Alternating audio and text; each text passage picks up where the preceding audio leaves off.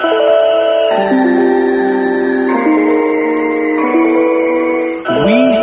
the people of Mercury. I am your interplanetary host, Travis Montgomery. These views reflect one planet and one planet alone. What's happening, everybody? This is Mercury's Cast, episode 84. Hard to believe. 2 years, 84 episodes. I actually think there could have been more. But here we are again. Technical difficulties, trying to go live on Facebook.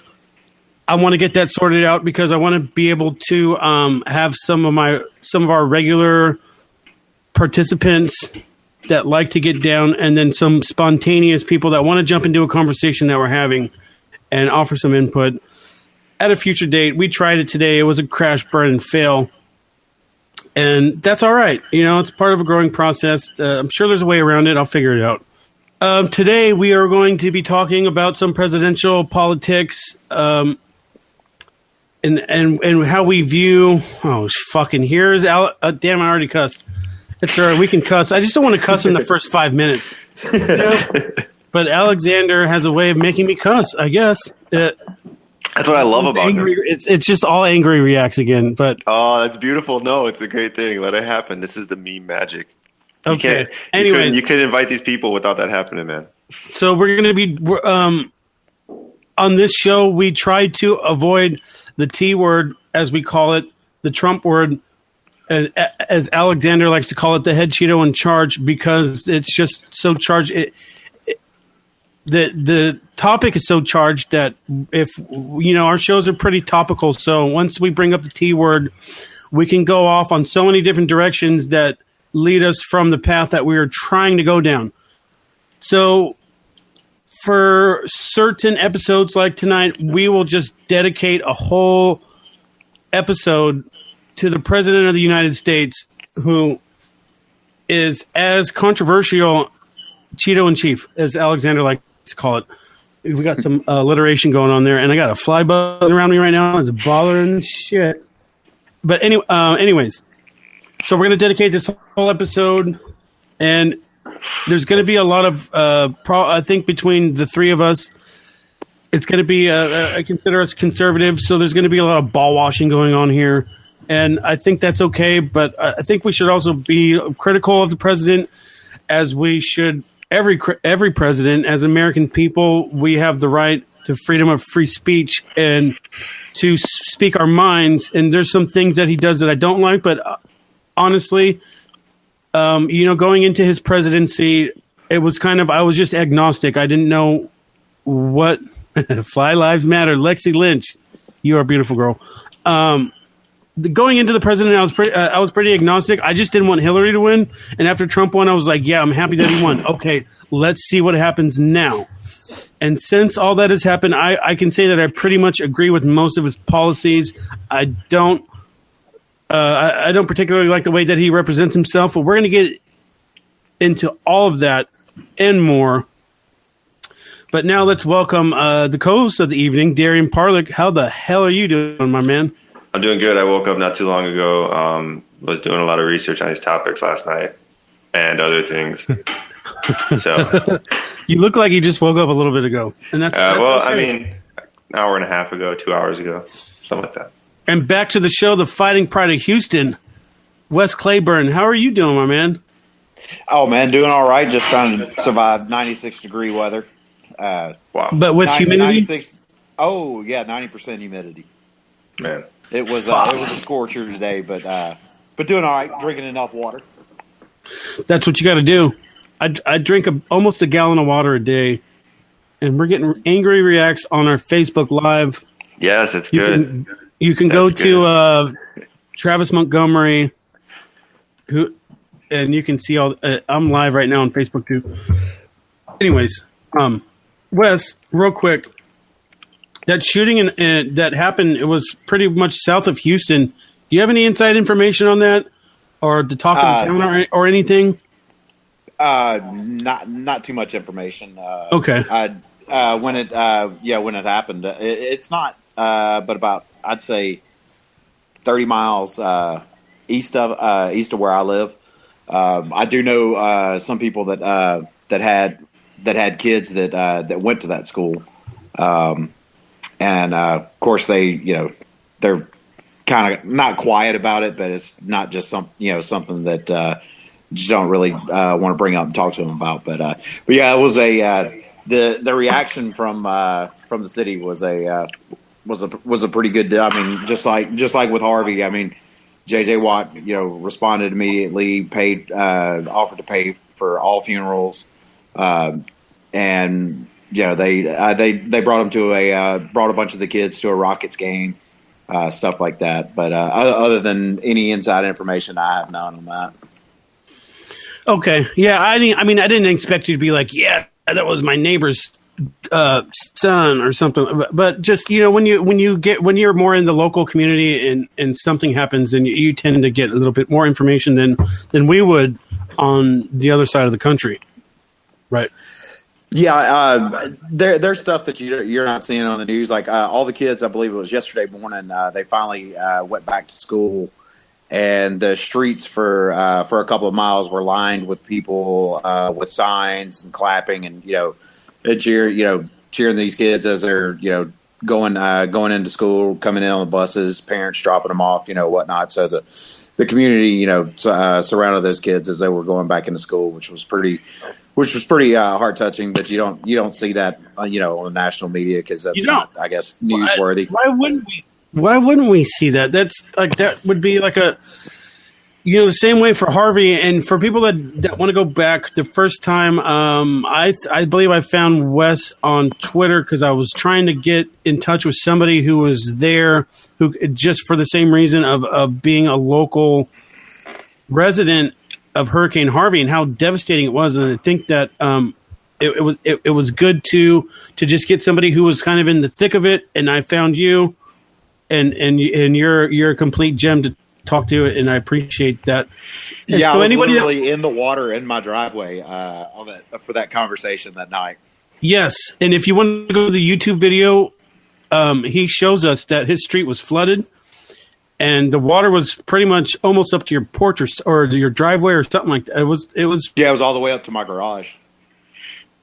Wow. Yeah, and then your folks' house had to be almost gutted, right? The drywall and all that. And you guys lost a bunch of food. But anyways, go back.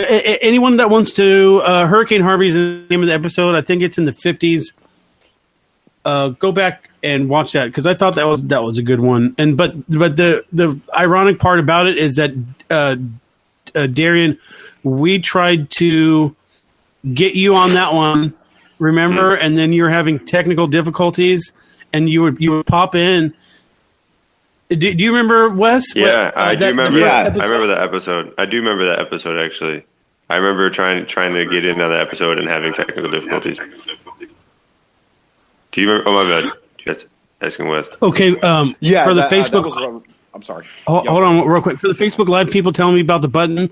It's different on a laptop. So that's what I need to figure out. And it's not going to be figured out now because we're already invested in this platform. So we can talk about that later. But I appreciate you guys trying to help. Except for Alex. I don't appreciate anything about him. Anyways, I didn't mean to cut you off. Is there still some damage that you can see on the reg around Houston area with Harvey? There's still some businesses that shut down. Do you think people got paid insurance or some people got screwed or what? People are still dealing with insurance companies. I'm in and out of neighborhoods on a daily basis where people are either just now starting construction. Some people are finishing construction. Some people haven't been able to touch their houses since they've stripped the drywall. So there's still, just in Katy, Texas alone, I'd say in the Canyon Gate community, I'd put the number of probably 800-900 people still dealing with just in that one small, and we're talking a small neighborhood. So yeah, I mean, you can see signs of Harvey, all around. People are still getting, or people have been getting run around from insurance companies, and now they're, everybody's getting ready to join a class action lawsuit because of one of the main reasons that kept water from downtown was the release of water from Addicks Reservoir. But that's wait, how does that work? The Addicks Reservoir is basically runs along I-10, and so they had to they had to control releases of that water to try to slow the flow of getting downtown. And downtown zip codes. So they're releasing water to stop the flow of other water. It's kind of confusing to me. I'm not getting it. Well, by releasing the water in certain parts of Addicks Reservoir, it flooded parts of Katy, which kept parts of downtown from receiving as much flood water as they were getting. And the term I hear thrown around is called selective damnation, because it was either you flood downtown or you release water elsewhere and you flood somebody else. So there's going to be is it kind of a rich man poor man thing where definitely downtown we got all the foodies and all the hipster areas, and so let's protect them. Well, in downtown, that's where all the oil money's located. That's where everybody, the folks who really matter. Those are the zip codes they live in. Yeah, that's how it goes, though. Yep. Well, for me, Black Lives Matter, but I don't want to. Of course. That's for next week's topic, by the way, guys. Sneak peek. Anyways, so I gave my little monologue about Trump, and we're just gonna skip. We did a Houston recap. That'll be our tech segment for this episode. Let's just jump right into some policies and stuff like that. Darien, what would be your biggest takeaway from the Trump presidency right now? Man, I don't even know. I think my biggest takeaway is that the left has eaten itself alive and just fallen apart. And we're kind of seeing that the two-party system, just having two major candidates to choose from, is sort of outdated. I don't know if it ever really worked. I mean, it kind of works, I guess. I don't know. I don't really know, man, what to think of Trump. I don't really like him. Like, if I met him on a personal, I wouldn't like him.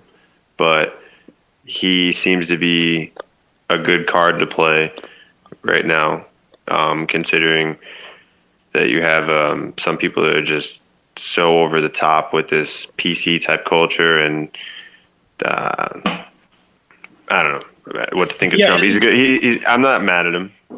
It is interesting, and so I'll rewind a little bit from the beginning. Like I said, I was agnostic about Trump at first. I didn't vote for him. I agree with that. And I just wanted to kind of step back and see what was going on. And then what I found was, he coined the term. He might have coined the term fake news, but once you're able to like objectively think about what was going on to him, and once we figured out that he was actually being spied on, and these FISA court warrants that were created off of this fake dossier, and it's just like, and more, as much as he is just like societally the anti-victim, because somebody in his position, born in New York, to rich and billionaire, now he's elected, but he actually is coming out as more of a victim of the media and even an overreaching of our Department of Justice and stuff like that. Once all this stuff started coming together in my mind, then I'm thinking like, and I've said it before, once the media starts pushing hard one way, you can pretty much guess that the other way is probably the way to go. Well, some admiration that I do have for Trump is that he is a troll. He has a sense of humor, and he's self-invested. He doesn't. I don't have as much suspicion of him being a total puppet for some large, financial interest or whatever, or private interest, because he has so much money himself at his own disposal, or so many resources at his own disposal. I think it's believable, like a Kennedy, that he could be a self-invested politician. So that's good, but he's just a total troll, and we need that. When somebody's so uptight, like the left has been just so uptight in some ways, You need to troll them a little bit, you know. So that's admirable. But when you have somebody like Hillary Clinton, who she wasn't necessarily rich when you compare her to Trump when she's growing up. She didn't have the same like financial means as when she was born, as opposed to Trump. She wasn't born into large money like that, but she just became astronomically rich through public office as a lawyer, through lobbying. What? Yeah, through the lobbyists and pretty much pandering to unions and even making deals with our enemies overseas, which is just it's just mind blowing the shit that she did, and that she was able to make it as far as she did, while also taking out Bernie Sanders in pretty much an illegal fashion. I guess there's no other way to say it. And hasn't gone to jail. It's never going to happen. Anyways, Wes, let's get you to jump in here. What's one takeaway that you got going on in your mind right now? Being someone from Texas, pretty conservative down there, right? Yeah, and I had my reservations about Trump from the get-go. I was a Ted Cruz guy, and just because he's local and I know more about him. But the one thing that I just can't stress enough is this guy. Not only has he connected with the conservative base, but his ability to draw folks in that otherwise stayed on the outside as far as the people, his coalition that he brought together to get elected. I mean, his ability. He's been in construction his whole life. All right, and you're in construction. And yes. You understand. I mean, he understands how to deal not only with the architect and the engineers in the boardroom, but he knows how to connect to Bubba the plumber and speak to them just just as well, and to be able to strike a chord. And I think going back to him being a troll, I think that's great. I think it's brilliant. Yeah, I mean, it's having excellent. a president who actually fights back, and shows, at least shows that, hey, I'm not going to take it. So what, he goes on Twitter. I mean, Twitter's there, for anybody to use, and he has used social media so brilliantly and continues to do it, even when he says the most stupid stuff. It drives liberals crazy. It gives me hope. It gives me hope for the future that I could become president on Facebook. Yes, I agree. It's definitely worked to his advantage. It also gives cannon fodder to political correspondents that are looking for stuff. See, they don't attack his policy as much as they attack just kind of who he is and what he says and how he conducts himself. So, in one sense, it's kind of like, yes, it's how he got elected. He was using his Twitter. He was bypassing the media, which was never going to be in his favor in the first place. So he figured that out. Now he uses Twitter. But on the other hand, it gives half of the country, because it's pretty much half. If you want to go population wise, because every major city votes Democrat, which is a whole nother topic. But they pretty much constitute half the population of the United States. And so he pisses off half the people, and they're like, this guy's president, he's unfit, he's unqualified, look at the way he talks. And so I get kind of sick of hearing that shit. I wish he can conduct himself maybe a little bit better. But on the other hand, it's for someone like me who has a hard time biting my tongue, it's very relatable. And so in that sense, it's kind of like a win-loss for me, because it just gives them so much ammunition, and they don't shut the fuck up about it. And then so they take the way that he conducts himself as president unfit, and then they try and make these crazy claims like what was it last week, the MS-13 thing, how they tried to spin it when a sheriff asked him, what's your opinion on MS-13? and he says they're animals. But so it kind well, of goes MS-13 are fucking animals. They are. Exactly. They're the worst. Have you people. ever met one? They're horrible people. They're the worst people on the. They're probably worse than ISIS, and I don't get why people because they're closer. Yeah, people are being beheaded right below our border, and it's hardly ever talked about. But yet, when there's a when ISIS does a beheading, then all decks, all men on deck. Well, I think recently it's kind of calmed down just because there's probably so many of them happening over there. I don't think they talk about everyone now that like they used to. It's only Westerners. It's when they cut a Westerner's head off that's when we really lose our shit about it. Yeah, you know what I mean? True.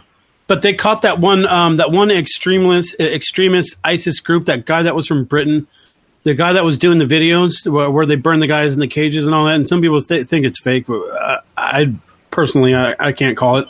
I bet it is real. I mean, that's horrible. There's a lot of horrible stuff, I'm sure. Wait, we're not talking about Israel right now. Okay? No, I said I bet that event. I bet that event is real. I bet that event is real. No, we're not talking about Israel. That's funny.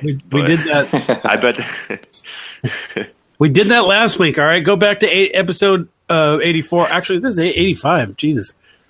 No, there's my sarcasm for the episode. But just to rewind back. MS-13, and they try and spin it. Oh, he said all immigrants are animals, and then there was that article that came out that I shared. Sean King, fucking champion of the left, shares an article from 2014 and tries to make it seem like that these kids are in detention right now when it actually happened under the Obama administration. Somebody that's not reading past the headlines, who was a champion for racial equality, which I'm all for it. But once there's a thing, there's a line that you cross when you go into insane land when you're fighting for equal rights. It can get a little bit misconstrued. I don't know. Let's get back on track. When you stare into the void, you have to be careful not to become the void or some shit like that. I don't know. It sounds good though. When these guys are fighting for equal rights, but they're just trying to fuck everything up. Like, what's not good about how we have it right now for anybody across the board? If you're here and I don't know. So to go back to where me being agnostic, and then once I see how unfair he's being treated by the media, and then he's being treated unfair by, the previous administration who was basically spying on him. I started to. That's when I started to come on board, and then the last things. Well, let's. Do any of you guys have anything else to add about the first maybe couple months or the first year about his presidency? I think. Oh, I've got. Sorry. I like the fact that I'm receiving more money each paycheck, and as somebody who works and supports a family of six, it's $120 extra a month, but $120 extra a month is it can go to quite a few things. And that's the first. If you want to impress me as a politician, if you put money back into my pocket, or let me keep what I'm making and let me keep more of it, then you know what, you're starting out on the right track. And I don't care about any kind of shithole comment or anything else like that, or any kind of any kind of this stuff that that the media seems to be concerned with, or whatever he said for the day. That start off by giving me back more of what I'm making, or actually giving me back what's mine. I got to stop stealing less. That's a great start. I mean, and if he can do even more, I mean, he's really making a fan of me just by that alone. I agree. I just actually starting off my own detail shop. It's going to become a slow process, but I'm looking forward to the new tax laws that have been put in place, and I think it's going to be a little bit easier to maybe run a business. I'm in Chicago. I'm in the greater Chicagoland area. I grew up on the south side, so it's going to be kind of hard to get into anything. I mean, even to do a hot dog cart over here, there's so many permits and regulations. You're kind of choked out. For a guy like me that grew up broke, but with Trump in office, it gives me a little hope that maybe I can build something, Move down to Texas, man. That's what people keep telling me, but I don't know. We'll see. Nice. And Shout out to Wes Claiborne holding down a family of 6. Man, for real. Good for you. That's impressive, man. Yeah. I don't know if I could do it. That's all I'm saying. I appreciate it. Dude, I can't even hold down myself right now. Yeah, I woke up at 7 p.m. Come on. Hey, but Trump gives me hope that a troll like me might be able to talk enough shit on Facebook or Twitter and get elected president one day. He's giving hope all around. The kind of shit that you talk, all I need to get is that you talk rich. is not gonna get you there, buddy. Hey, you never know. You know. Doug Stanhope, I think, has a good shot. He's a funny guy. Talks a lot of shit. I love Doug Stanhope. He should have been the 2016. I think we would have had a better chance if Doug Stanhope was put on board for the 2016 Libertarian candidate. I think we would have done a little bit better than Gary Johnson, maybe. The alcoholitarian candidate, maybe. Huh? I don't know. So, anyways, I would like to now talk about the meeting between Kim Jong-il and President Moon of South Korea, because I thought that was a big moment for world politics and North Korea. You know, they were doing all these missile tests, and Trump was like, "Look, bitch, you keep doing this, and some shit's gonna happen." Pretty much, I'm paraphrasing here. I'm slightly paraphrasing, but no, I think that's probably essentially. I think that's more or less essentially what he said to get them to chill the fuck out. Maybe he probably walked into that. Yeah, he probably walked into that DMZ with Mathis and a bunch of secretaries, and he just sat down and was like, "Look, I'm gonna keep this short. You either cut your shit, or I'm gonna nuke you all to dust." I'm pretty sure he's like, "I don't give a shit about you. I don't give a shit about you. If you don't fucking stop, I'm gonna fucking nuke." No, I'm just kidding. Unbelievable. Walks out, lets Mathis just stare him down like. No, but I think there was something to be said about that because, he kept. I think that the rest of the world thinks that Trump is like an insane person, which he might be. So when you have an insane person at the head of the highest military in the world, or at least a perceived insane person, they're kind of like, whoa.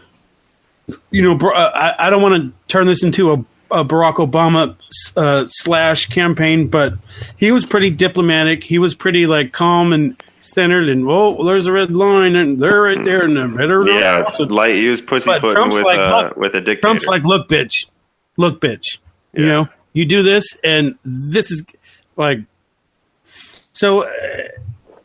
And should we trust what the leader of a communist dictatorship says? Probably not, but it's a gesture of good faith. And just watching I really want to look into what was said, because there was a long conversation as they were shaking hands. I really want to know what was said. I meant to look into that, but I didn't. But there was it was a feeling of awe, because somebody who pays attention to international politics for a long time. North Korea has never been really a worry of mine. It's always been Iran, but I don't know, man. North Korea is more of a worry to me. It's just they don't have anything. Sorry, I don't want to talk crap, just slander them like that. Give them a little bit of credit because they're trying to make peace here. But North Korea doesn't really have much. North Korea doesn't really have much going for them. They're more of a threat to me because there's a lot more of them than chanting "Death to America," and they think we're evil ghosts trying to sneak into their bedrooms at night. That's what the military is bred to believe. I mean, the majority of North Korea is a slave state. That's what's so appalling to me, and it's been like that for a long time since they. That's why I'm not worried about it. If they had to if somebody sponsored them and gave them legitimacy, it would really fuck us over. The biggest problem with Iran is if China did.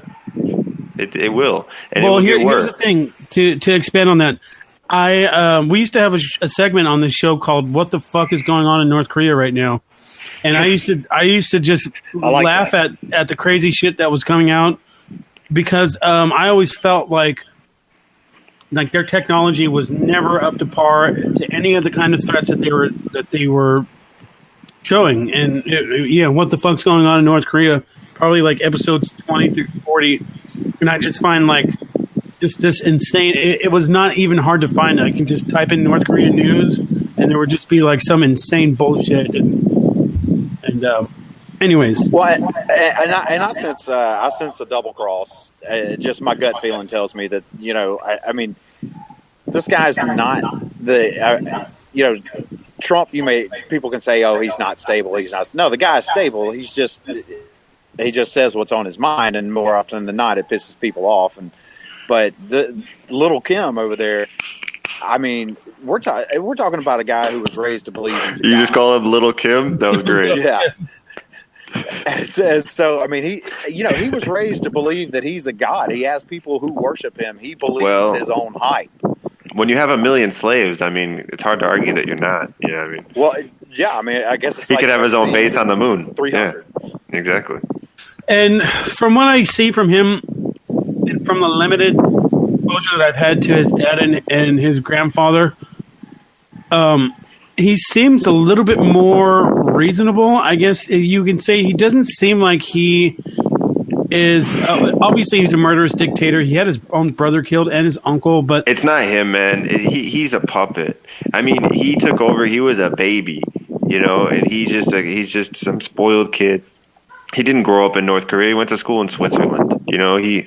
He's a fucking puppet.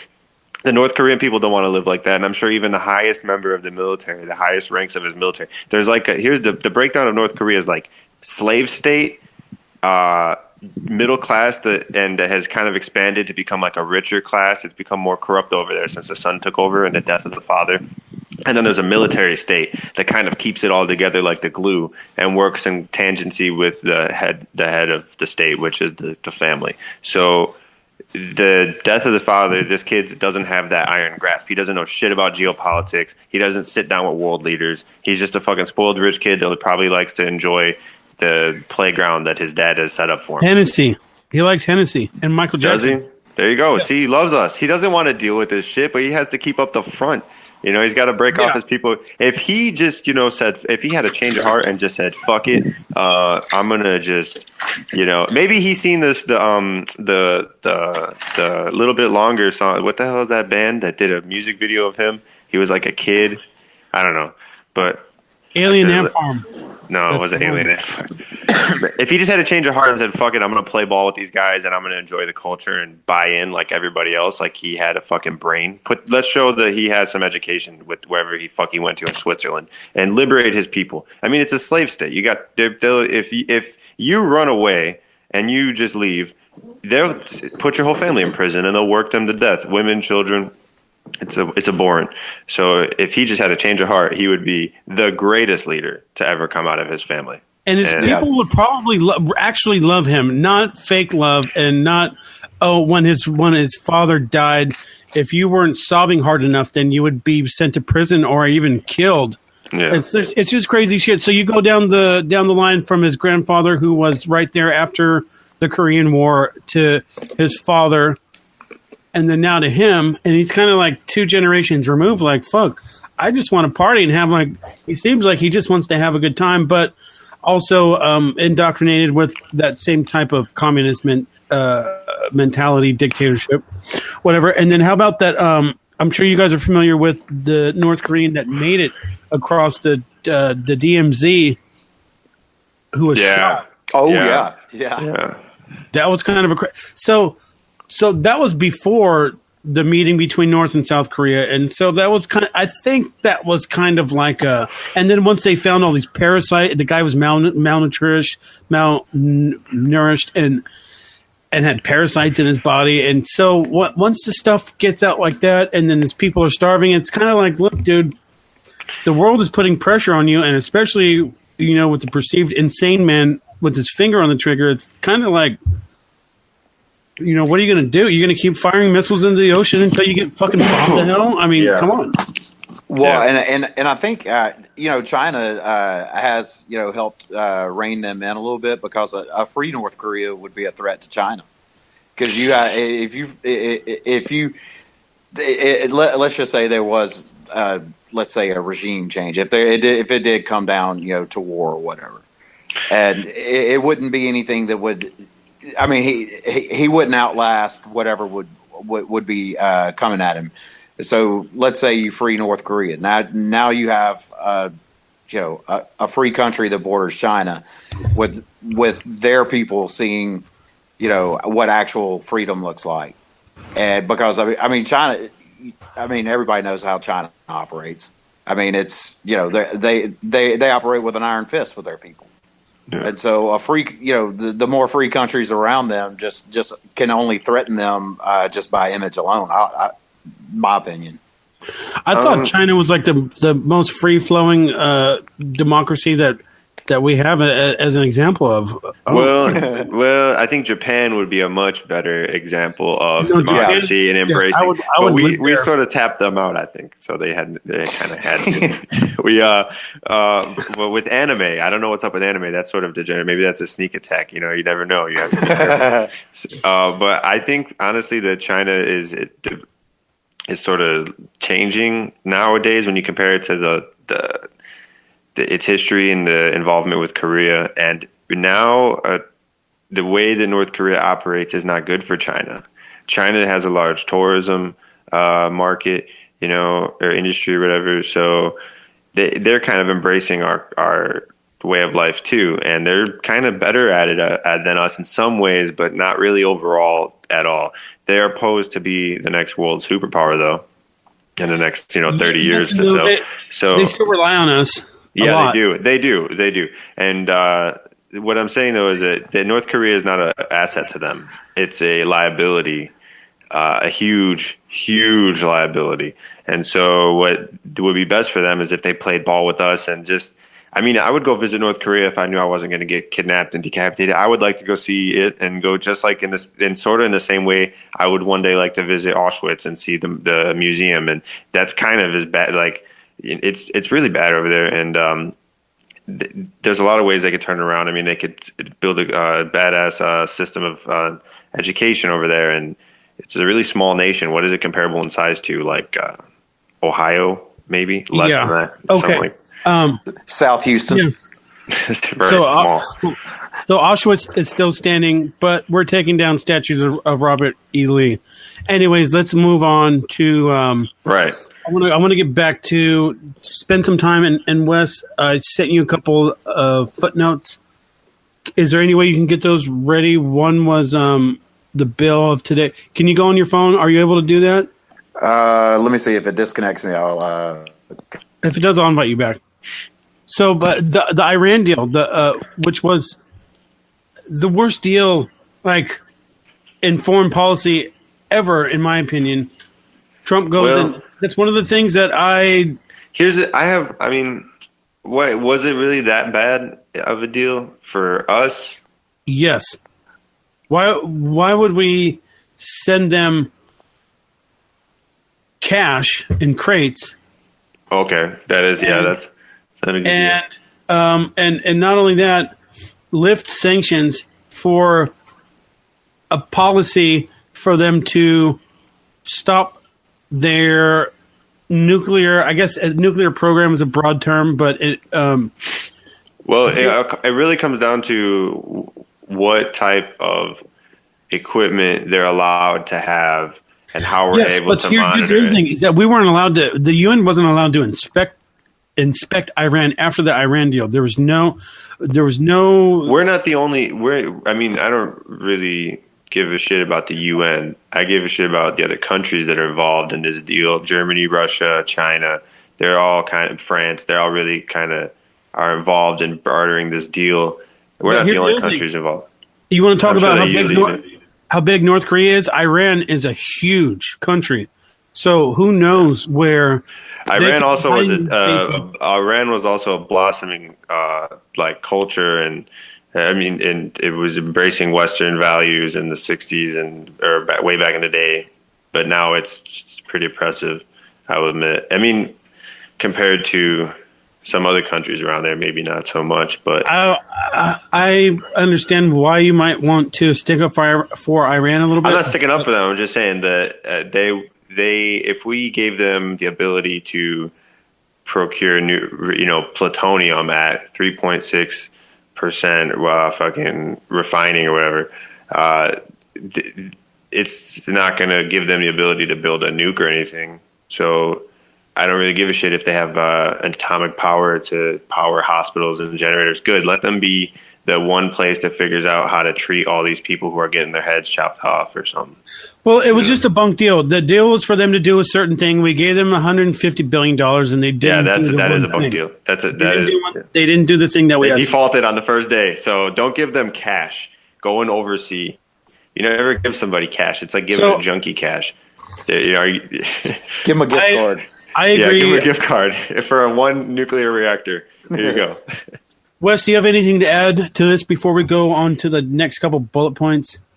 To be honest with you, Iran is something I don't know too much about. I just know that they're bad players on a world stage, or at least that's the regional involvement is a big issue. We don't want them to. Why are you going to give them a bunch of cash? You might as well just buy their enemies a bunch of guns and buy them a bunch of guns. But we're already doing that as well. So I guess. Well, they harbor and fund terrorism, and their biggest enemy is Israel. If they ever got a hold of a nuke, I think they would push the button immediately. Yeah. That's my take on it, which would cause a major conflict. Well, probably even a world war. Yeah. So the Iran deal was complete crap, and that's one of the things where I was like, yes, good job, Mr. President, for getting rid of that crazy Iran deal that should have. Well, we already gave them the money, and they already didn't comply. So now we're just going to put sanctions on them, like we did North Korea, which caused them to comply.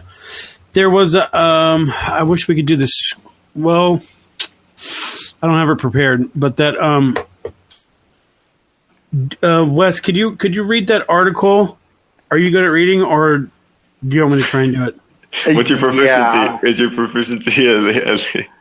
As you can tell by my accent, my reading is probably a little bit slower than yours. I mean, just from people down south, that's just what I figure. But I mean, it could be an exception. My pappy fought for the Union. Just saying.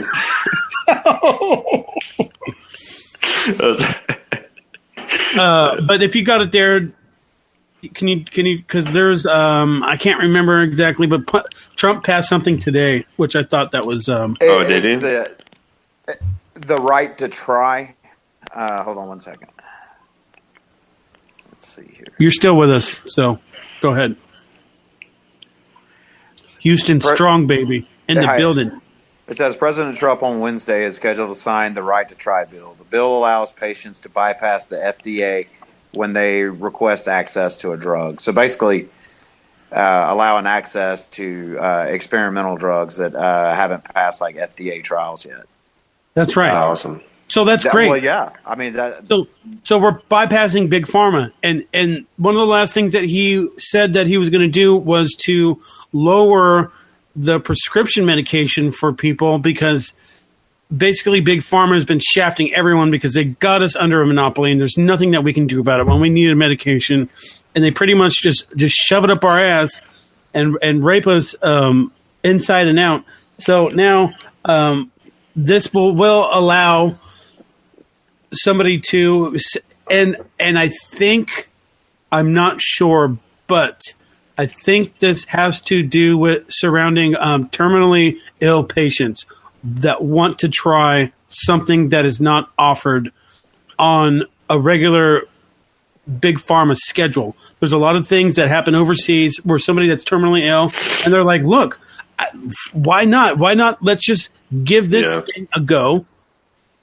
It's already going to be curtains. It could prolong my life for a little bit more. It could even reverse some of these things. But if the FDA doesn't approve of something like that, then it's not going to happen. And I think that's where a lot of this stuff stems from. And I like that he's going after big pharma.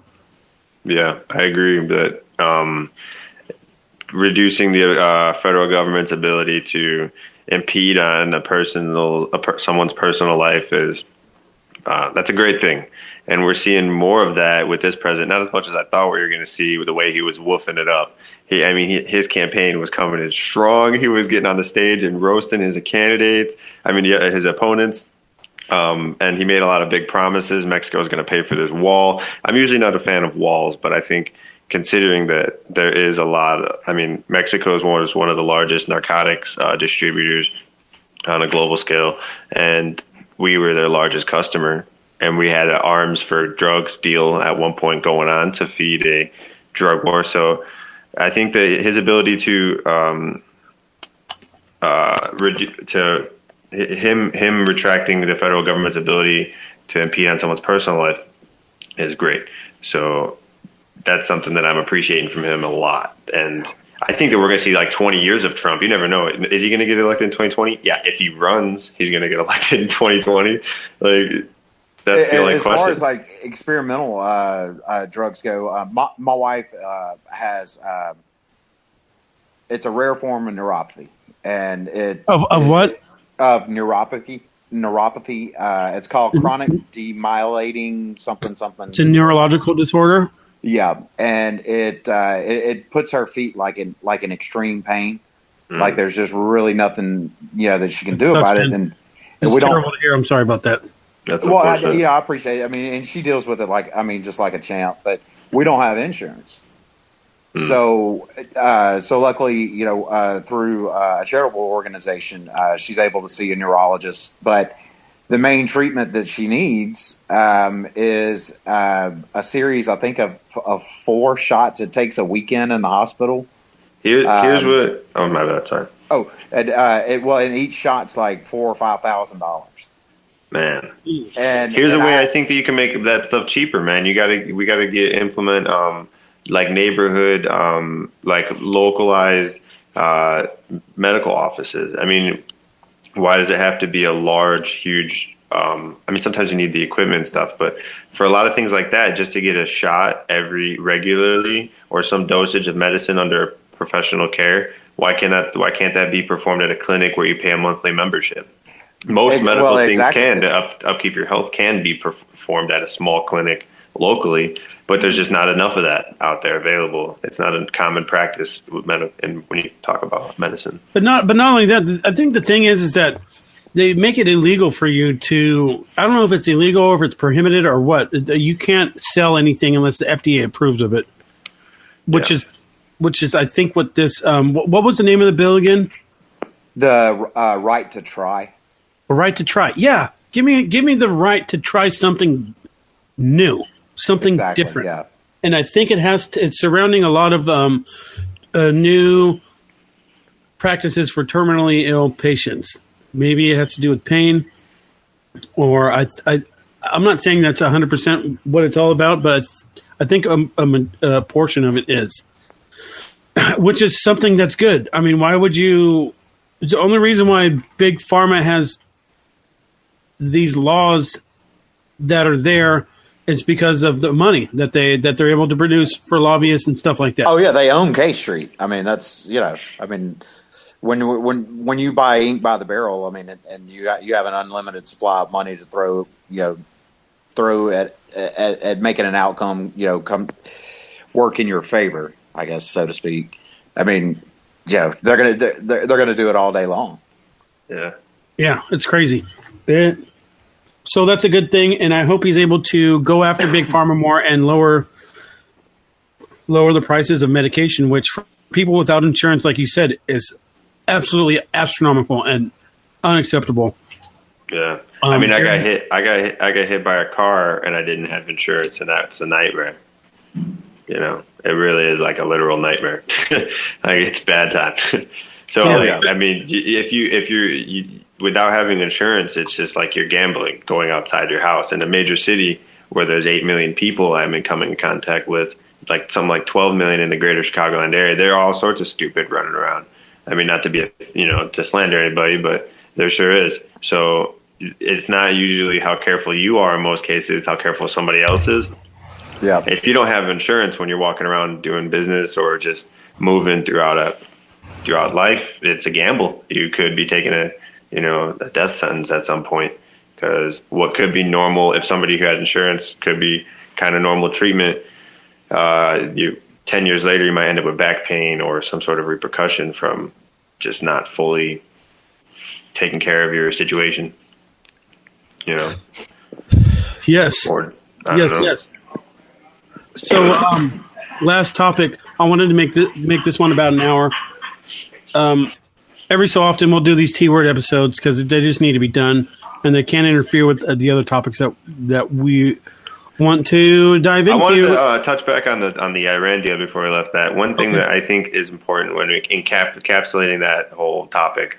I don't know much about. I like to think that I know something about geopolitics to an extent, and I don't think I know too much at all about the thermonuclear physics that goes into maintaining a facility to procure refined plutonium. I don't really think I know too much about building a nuclear bomb either. So I don't, and I think the average American doesn't either. So what do you know about Darien? So I think but I think I do know a little bit about Iran. I think so. What I think is that we talk about the amount of plutonium that they're allowed to make. It's going to be something refined at about like 3.7. It's going to be really low grade. It's going to be, I think it's not going to be very refined at all. So like it's going to be 3.6% what weapons grade is going to be. And as opposed to where medical research grade plutonium is going to be refined at about the 20% of what weapons grade plutonium is at. So it's not much of a threat of them actually making like a full scale nuke. And because you are right, they might press the button if they had one, but they probably want energy. Then they will contribute. They're not going to use money for it because they're probably just going to throw the money directly into the fire and let the whole situation burn out there. They are very invested in the fighting that's going on. So I just wanted to, and I think that we should oversee a program to give them nuclear power. We should don't you like Wi-Fi? What do you think the average person is going to do if they had the ability to hop on a podcast and have all this unlimited energy that we enjoy and, have freedom of speech? I mean, you can't, when the average person gets a hold of technology like we have it, you can't really help the real message of getting out.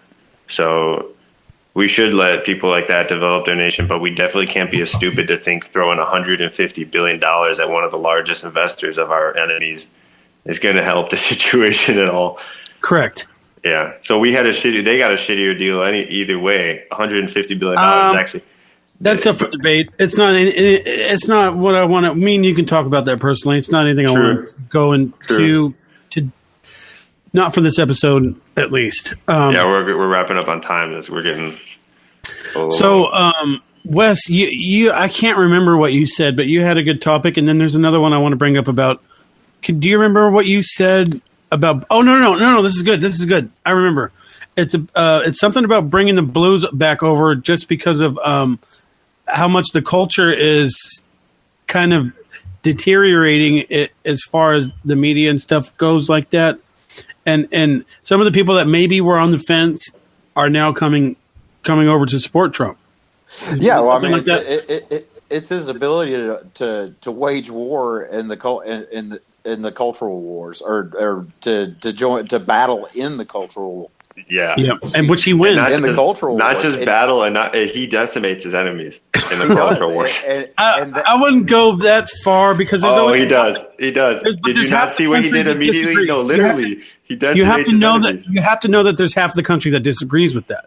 Well, half the country is perfectly allowed to be wrong in that respect. He decimates his enemies, and you cannot argue with that. Literally and figuratively, Hillary Clinton has no chance, and anybody with the name Clinton might be ruined of having a chance of being taken seriously in half of the country's eyes, as opposed to where they may have been indifferent or. I mean, she was doing pretty well, but a lot of people are just like, even on the left, the way that she screwed over Bernie Sanders, there's just no way that she's being taken seriously. If you support Hillary Clinton on the left, I have a lot of left-leaning family, they just think you're fucking crazy. Like, she should go to, I mean, a lot of former people who voted for Barack Obama, I think, are chanting, I know that are chanting, like, Hillary should go to prison. And so I think that literally he decimates his enemies. He dropped that mother of all bombs and just, man, really messed up. did a lot of damage over there. Moab. But let Wes finish his thought because he's the one that. Sorry about brought that. this that's all thing right. to the table. Not that we both don't agree or it. But His ability to take whoever his enemy of the day is, whether it be Kathy, what was her name? Kathy Griffin, whether it be Rosie O'Donnell, whoever it is, he always comes out on top, or the way I perceive it anyway. And I'll be one to say that right now I do support the guy, and one of the main reasons is for him to take the fight to the people who generally, I mean, look what the press did to Bush during his 8 years. Now I'm not a Bush fan. But I mean, look what they did, and he was so civil and he was so presidential, and he got his ass kicked by the media, by anybody who was willing to listen. And Trump just fights back whether he wins some of these battles or loses them. And I like the fact that he fights them. Yeah, I mean, at least he's got that fire in him. So I can imagine when it comes to trying to negotiate with the man. When you're dealing with North Korea or whatever, I mean you have to see how he operates to understand. Hey, this guy not only is he a winner, he just knows how to win in almost every situation. He's playing seventh dimensional chess. I mean, he's trolling people he's trolling the Prince of Saudi Arabia on Twitter. I was just like, yep. Well, you know what? That's what we need. That's what we need right now. The spending package that they passed was complete bullshit. It's not. It's always complete bullshit. Why are they spending any of our money to begin with? I think that the government is just such a shitty. We need to cut spending and lower taxes. And he lowered the taxes, but then he increased spending, which is kind of suspect. But anyways, the main point of this idea is that.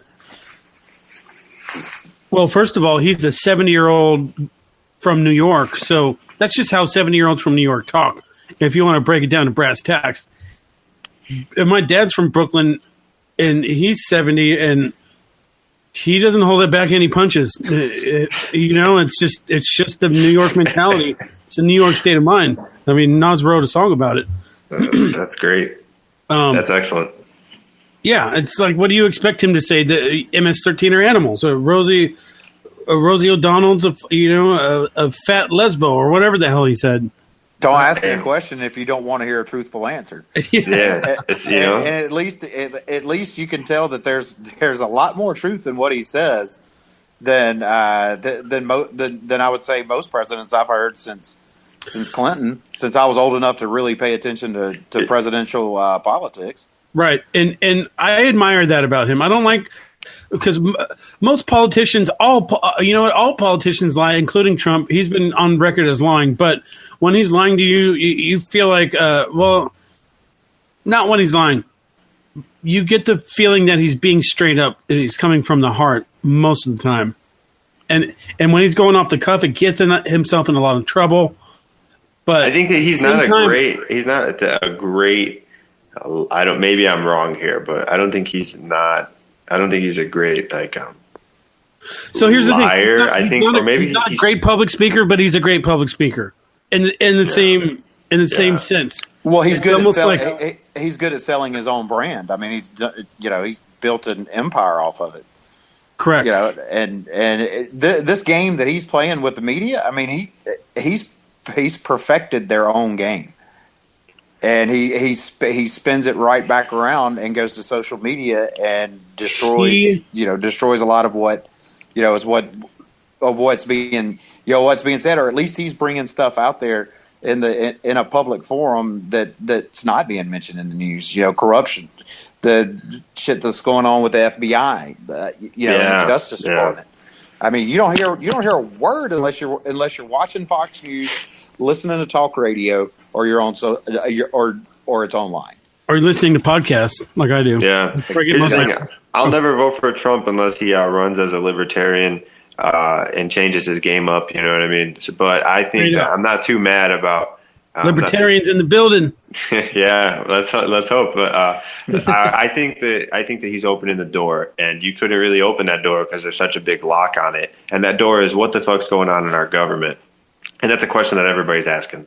We don't necessarily support. I think across the board, there's something that one person or another is going to disapprove of that our government, whether it's state level or federal level, is doing. And we could all probably agree that it'd be best to reduce our government. I would hope. Some people actually don't agree with that. They think that it's best to increase government, which I think is a mental illness. So they need to they need to go and get some insurance or something, because you can't let the people who want to increase government run around. They need to be locked up or something. You know what I mean? I don't know what this. Well, that's a little inflammatory. No, but it is inflammatory. Sorry, I apologize. It's bad humor. But no, serious topic though. I think that he reached out to a lot of people, and he probably opened a door that he needed to be opened. And let's start taking a look at what's going on with the public officials and that are in government at high levels, all levels, and we need to see.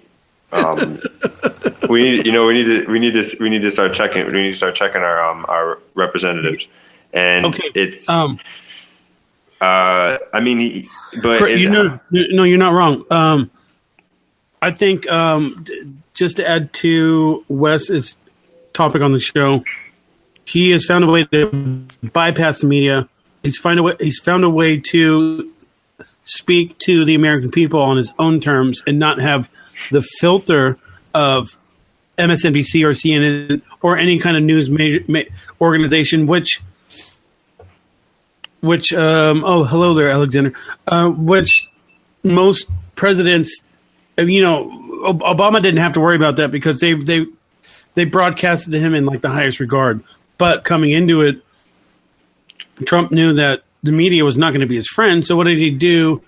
He just starts tweeting the shit out of everything. So that's kind of how people are seeing the hypocrisy within the media, within the false stories that are reported about him, and bringing the blues over, bringing the neutral blues over to being Trump supporters, which it's like, look, dude, it's like the boy that cried wolf. You keep making these fake news stories, and then once Trump does something that's really fucking horrible, he's going to be able to be like, look, you misquoted me this time. You misquoted me this time.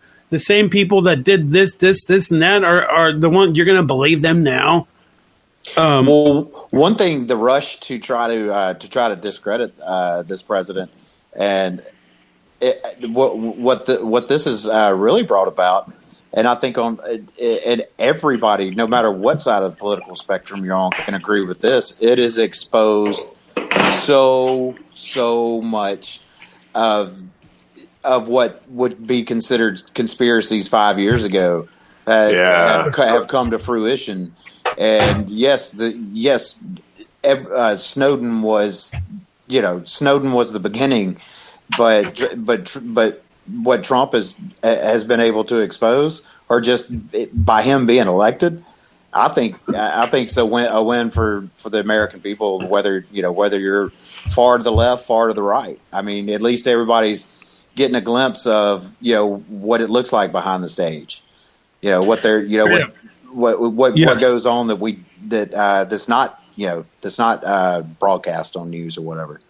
Okay, so real quick in closing, Kim Kardashian makes her way to the White House today to talk about prison reform. And I never thought that is she having a conversation about prison reform? What that's the fuck okay. is she You know what, Darien, about prison reform? If somebody's going to have it. Somebody with some. No, I'm sorry. You know what? She's probably got very close personal encounters with a lot of people who have extensive criminal records. So let me apologize there. Hold on. She might know a lot about prison reform, actually. So she's finally using her power for something that I agree with, which the prison, and you being a libertarian, and right. You're a libertarian, right? So I agree that I would. The decriminalization and the for-profit prison system is a problem. Can you agree with that? No, I can't, because that's a loaded question. It's a loaded question. That's all I think. Let me finish. So, okay, I do agree that there needs to be some type of prison reform, shortening of the sentences, maybe not so much for like rape or heinous violent crimes, but I don't think it's a bad thing. I think a lot of things that we arrest people for are not necessarily criminal acts. According to how I thought, I mean, if somebody grows a plant in their backyard and willingly distributes it through nonviolent means to people, what the hell do I care? You know, why should the government care? So it doesn't matter what you care. It matters what the law says. Well, how the people care should be a direct reflection of the law. And I think that with all the private interest and all the sneaky shit going on in government, it's really becoming less and less of a reflection of what the actual representatives vote on and what they pass in these really long bills. And that goes back to saying, like, I think that's good that what Trump's doing is kind of giving us a no-nonsense, no bullshit version of, because, like, how long is the Iran deal? How many pages is that fucking deal? It's probably like 1,000 pages long. I've never read it. I don't know the T and all the, punctuation of it. So this is. But, oh no, we're talking about Kim Kardashian prison reform. Yeah, what the hell? Why is she talking about fucking prison reform? I think it's not a bad thing. How can you say that's a bad thing? No, it is. It is a bad thing because if you're trying to have a conversation about prison reform, if I had to have a conversation about prison reform, here's what I would do. I would go to the smartest person I knew, and I would spend some sort of money on getting people I would collect people and put them together and create a think tank, and that would take weeks or months. And then I would sit down with people, and I don't know why you would sit down with the president himself either. He probably had somebody else sit down and talk to him. Who has more power than anyone in the president of the United States of America? That's true, but what is he the person that you want to talk to about running a prison? I don't know. Running a prison, sure. We don't know what took place in the meeting. I just think that I just think that it's good publicity, but I just think that Kim Kardashian talking about prison reform. If she was talking about prison reform, how much money did she spend on body modification surgery? Why didn't she invest that into donating to prisoners who have been arrested for nonviolent crimes and nonviolent offenses? It's not up to you what she uses her money for. You should agree with her. Her. I do. Overall, I agree. But what are her terms of prison reform?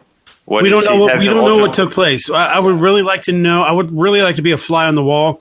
She said nothing about. My point is, she said nothing about prison reform up until this point that I know of.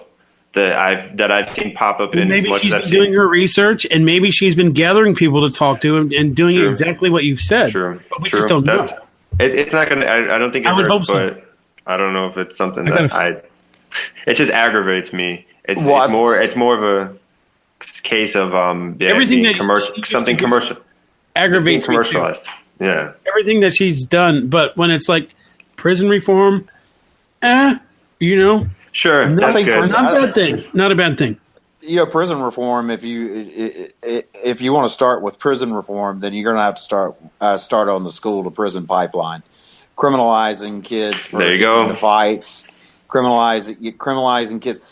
If some guy were to not accidentally, but I mean, let's say an unwanted touch or something like that, and from a guy to a girl, or girl to girl, guy to guy, whatever.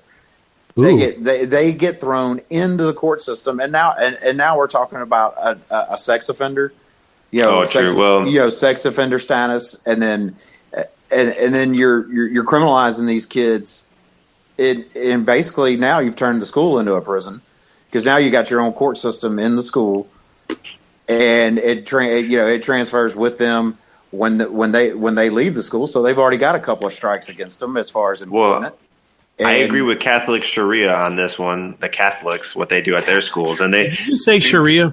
Yeah, Catholic Sharia. I agree. I love what they do. I love what they do. I'm sorry, but they separate them and they whip them up. This is going to be the last statement before we give our punchline.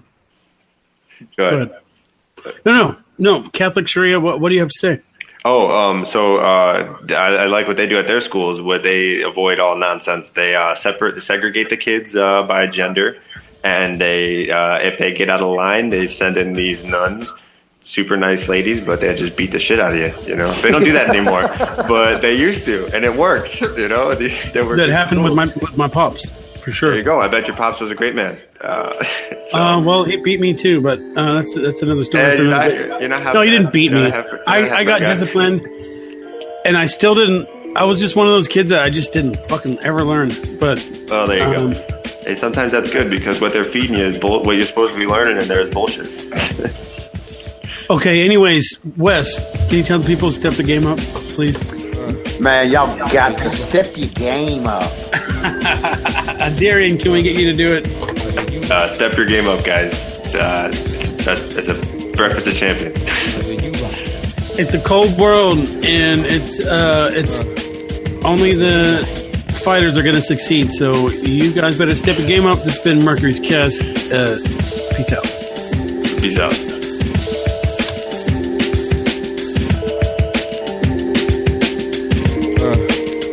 Do you right? Do you right? Do you right?